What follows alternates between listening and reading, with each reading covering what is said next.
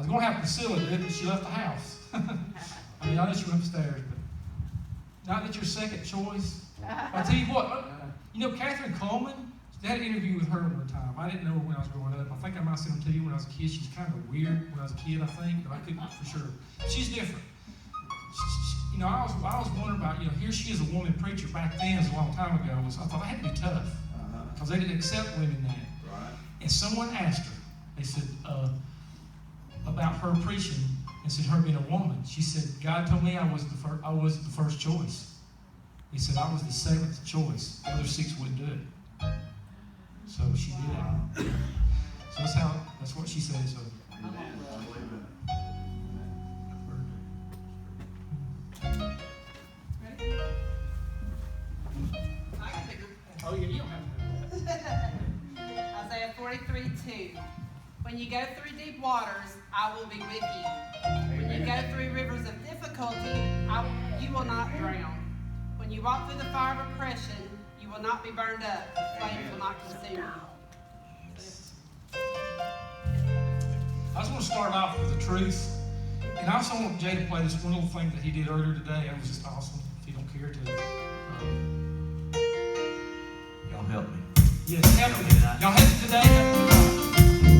I can feel the presence of the Lord, and I'm gonna get my blessing right now. I can feel the presence of the Lord, and I'm gonna get my blessing. I can feel the presence of the Lord, I'm gonna get my blessing.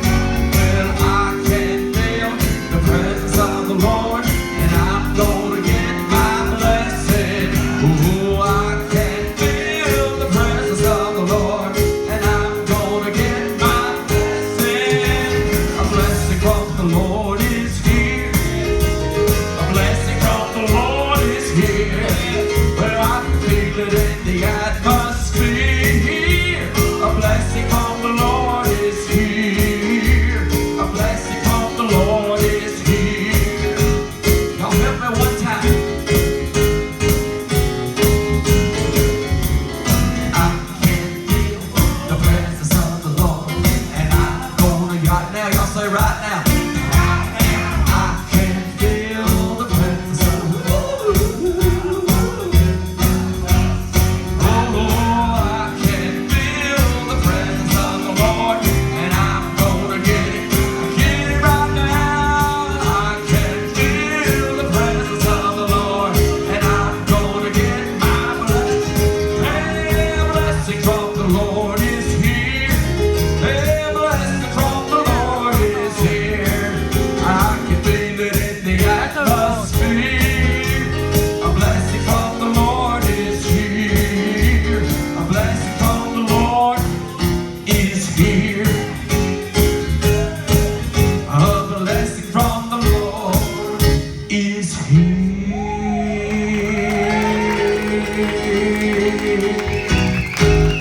Amen. Hallelujah. Thanks, Jay. Thank you too, Nicole. You did awesome on getting this together because I know I'm not easy to work with on this. It's awesome. Thank you very much. And well, That's the Lord.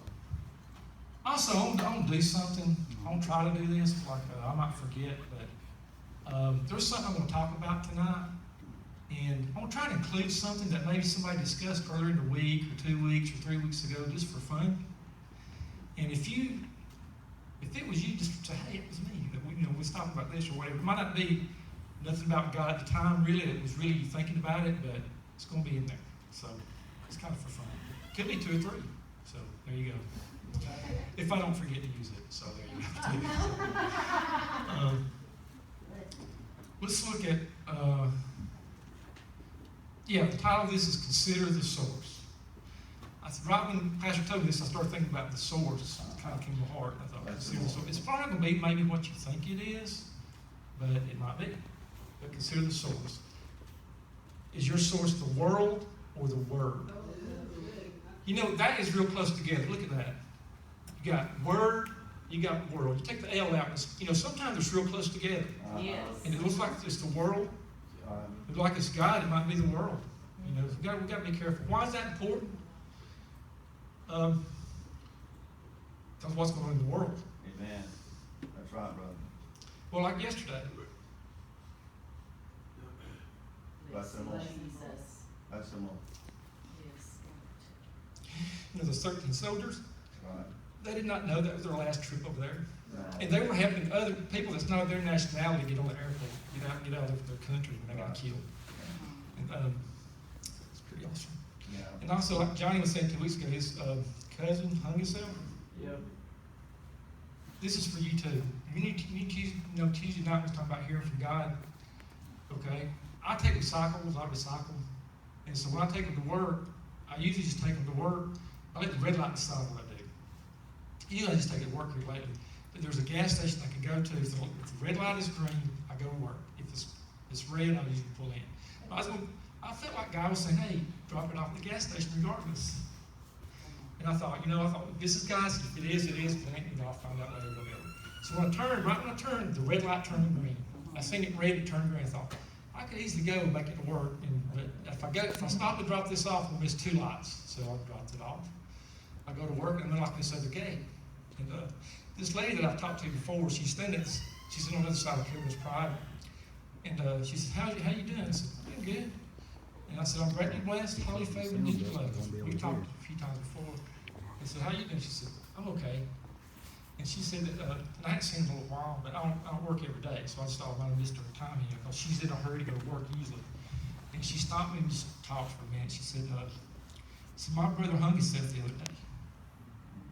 She said, he was fine. No, he was loving it. No, he didn't see anything different about him. She said he had used drugs some, but he was, not different toward her. That's why we need to get in the Word and that world. Come on. Amen, brother. And this is about a month ago, I seen this too. I wasn't watching the news, because I don't really watch the news, but I seen on something. It said that there's more deaths from OD. This was a month ago.